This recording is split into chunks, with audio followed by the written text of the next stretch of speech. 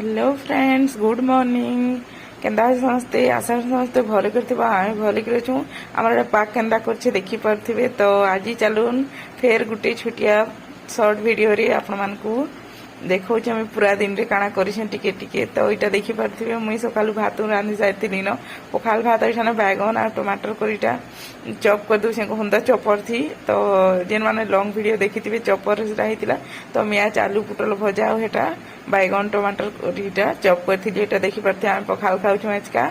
तो संध्या बेले मुझे काଣା खाई आपण मानकू देखो चाट। तो फ्रेंड्स चलून आज वीडियोटा एंड करछे। देखा कोना फिर गुटे न्यू फ्रेश ब्लॉग वीडियो रे। आमर चैनल रे कही जदी नुआ अच्छा आमर चैनल के सब्सक्राइब कर देबो। इंस्टाग्राम रे के देखुछ जदी हेले फॉलो टे भी कर देबो। तो चलून आज वीडियोटा एंड करमा। देखा करमा फिर गुटे न्यू फ्रेश मिनी ब्लॉग रे। तो फिर नेक्स्ट वीडियो रे मैं काଣା करछे काଣା नहीं सब आपण